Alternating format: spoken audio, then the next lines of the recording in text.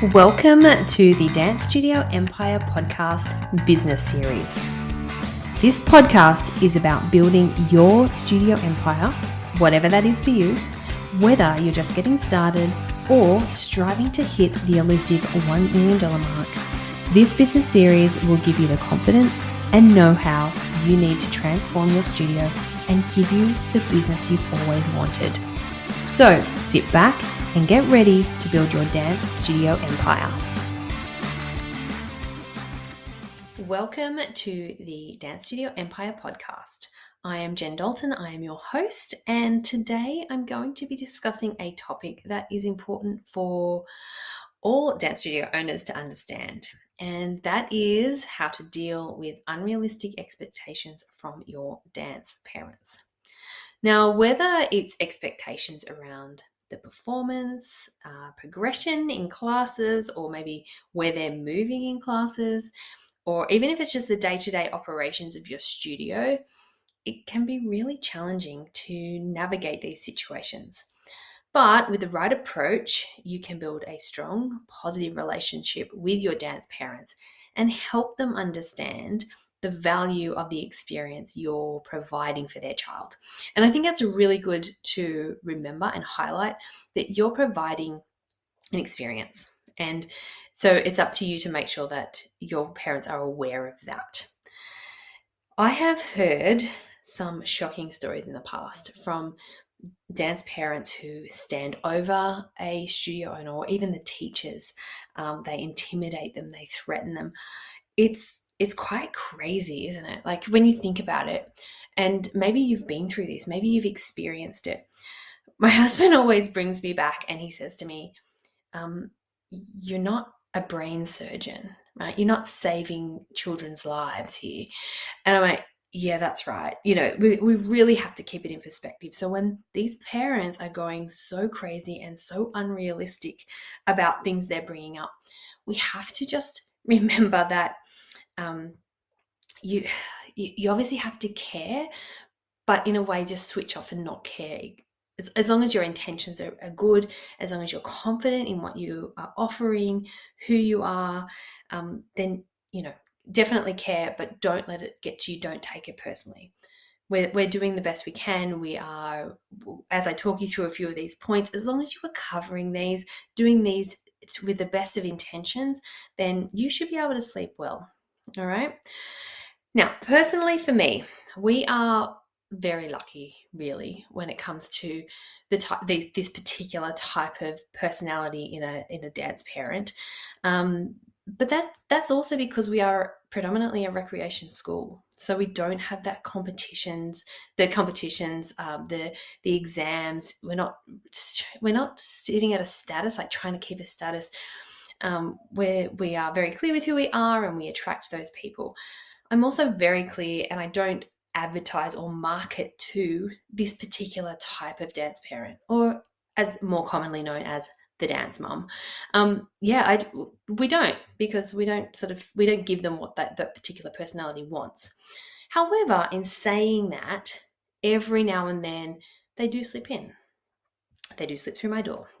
And even as recently as the end of last year, I did have one, and it really triggered me and reminded me of, these type of parents, and then going back and, looking at the way we do everything in our studio, how we, setting up our expectations and communicating and all those things, which I'm going to go into in a minute anyway. But yeah, it was enough to sort of like shock me into, oh yeah, that's right. So I got a bit complacent. But yeah, and you want to hear this story? Okay. It's not one of my proudest moments. I'm just going to say that up front. Okay. But this particular dance mum, she decided this particular day, and we were at the end of the dance year. So it was, concert was just around the corner. The sheer number of costumes that we're getting in for our concerts are just incredible. All the new enrollments were happening. Like, it was all happening. Also, what was happening was we were navigating the death of my auntie, which was my mum's sister.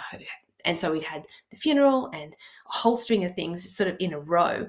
So it was a particularly hard week. And then this dance mum decided that was the week she was going to come and have a go at my mum.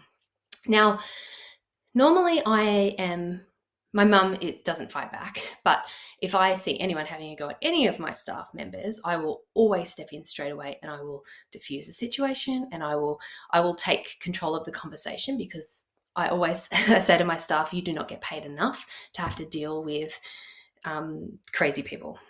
There you go, I said it. No offense to anyone, but yeah, so this particular mum decided this was the day, and unfortunately for her, maybe unfortunately for everyone, I also was not in the right frame of mind. And so instead of stepping in to deflect it, I actually stepped in and aggravated the situation more, which, as I said, not my proudest moment. But she was like yelling at the top of her voice, the customer is always right. I pay for this, so I get to have a say, and blah, blah, blah. And she just went on and on. And I basically was like, there's the door, here's your money back, see you later, like that's it. And as it turned out, my mum actually flipped it around and she ended up being the peacemaker. But anyway, needless to say, this person is blacklisted. Like, they will never ever step foot back in my studio, even though she said, oh, we'll re-enroll in term 3 for next year, for just before the concert. I'm like, no you won't, not today sis, not today. Anyway, so it was a good reminder for me that there are people that come in and they just have these unrealistic expectations. So what is it that we can do to deal with that, or prevent that, or manage that? Okay, so the first thing is to just have really clear expectations up front.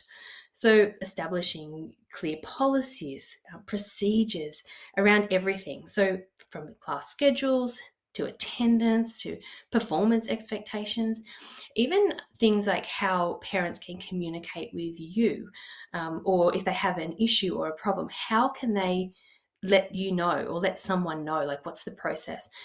Make sure you give them a clear path on how to do that. Otherwise it can get crazy, or they start talking within themselves, and then it just starts, festering into this negative, disgusting environment in the waiting room. So we don't want this.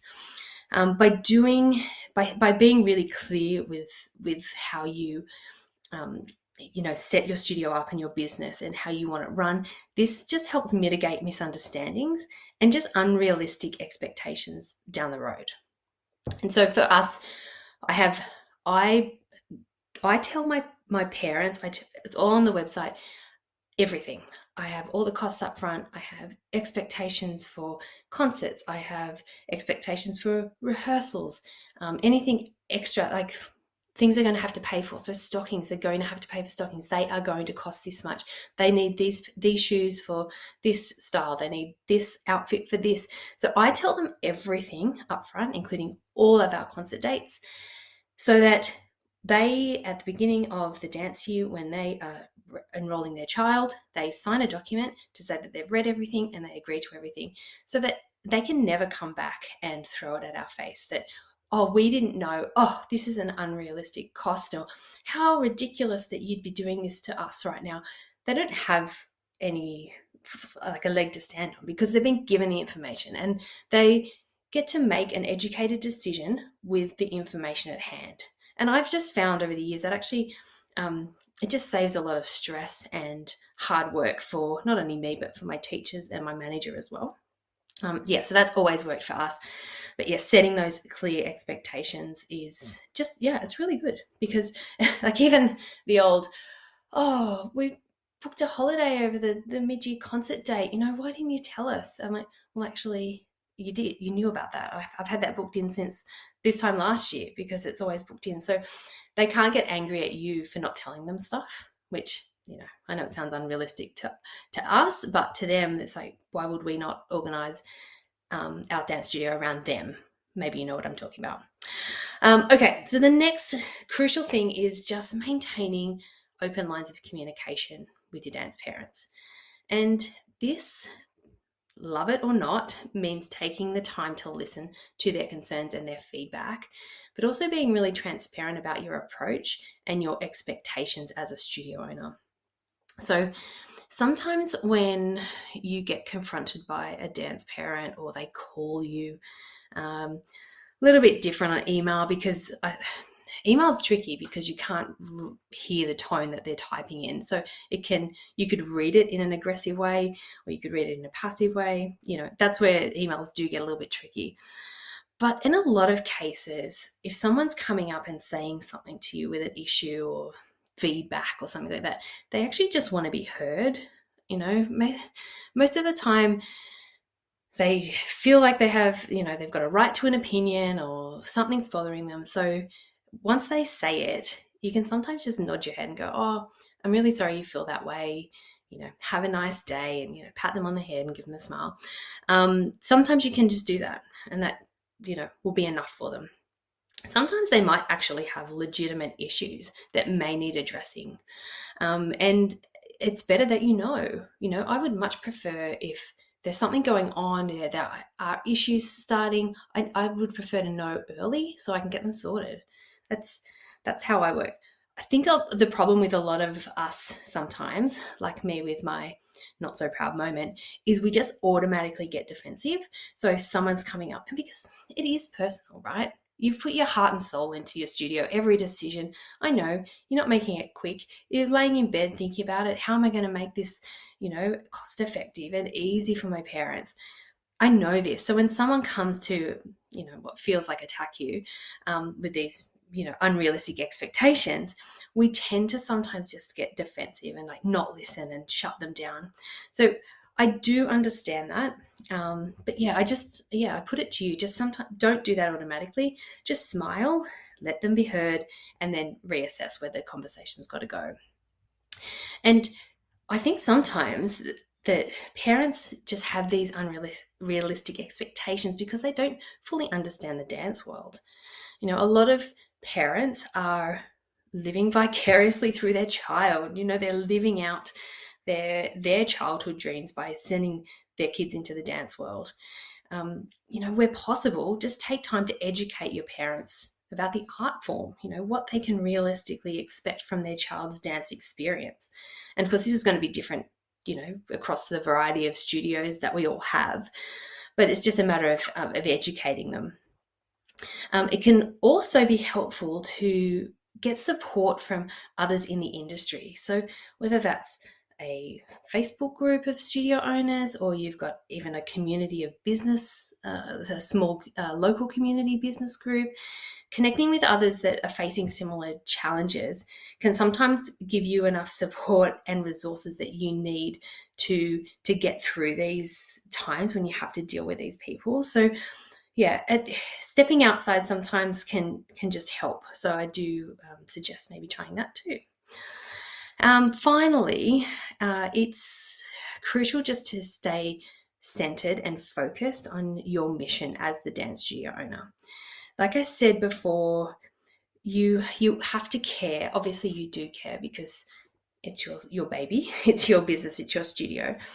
But don't take it personally. Don't try and remove yourself from these people coming at you. Be confident with who you are, be confident with what you offer and what your intentions are. So if all your decisions are being made with the right intentions, then you're good. You're good. So we just have to go back to making sure those expectations are clear and making sure the parents know what they are. And that's really all you can do.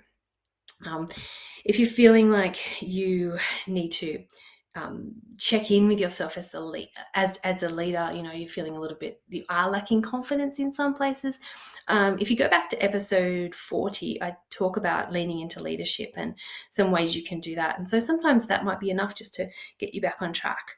But yeah, I I want you to know I'm with you. I feel you, even though I probably am lucky that I don't deal with it as much as some other people. But then just keep coming back to why that is. Why are these particular people getting through your door? Is it down to your marketing? Do you need to reassess your marketing, who you're targeting? Is it that you're not communicating clearly? You might think you're communicating clearly, but if things are still happening, these people are still getting through the studio and, they're still having a go at you all the time. Maybe they're not understanding the way you are communicating. So you could just check in with that and maybe try it a different way. That is not uncommon at all. So yeah, maybe try that. But that is it for today's episode. I hope that these tips have given you some helpful insights in how to deal with the unrealistic expectations that some of your dance parents bring to the table. Remember, clear communication, education, and just focusing on your mission. Building the strong relationships is probably part of your retention. It should be part of your retention, and just providing that best experience that you can for your dancers. All right. Remember that the value of the experience you're providing, as long as those intentions go back to what it is that you're choosing to do, you're making it about your dancers, you're doing the best you can, then you definitely can sleep well at night. All right, I am going to leave it there today. I hope you have got something from this episode. Please share this with others, other studio owners who may benefit from it. I would really appreciate that. The more we can share, the easier the journey is going to be for all of us. All right, until next time, keep on dancing. Hey studio owner, if you are ready to have classes so full you need a waitlist, an incredible team who are exceptional with your dancers, or simply generate more revenue for your studio, then I want to invite you to join Dance Business Academy. Now, whether you are just getting started or striving to hit the elusive $1 million mark, Dance Business Academy will give you the confidence and know-how you need to transform your studio and build your dance studio empire. Just send me an email to info@danceteachercentral.com and I'll send you through the details.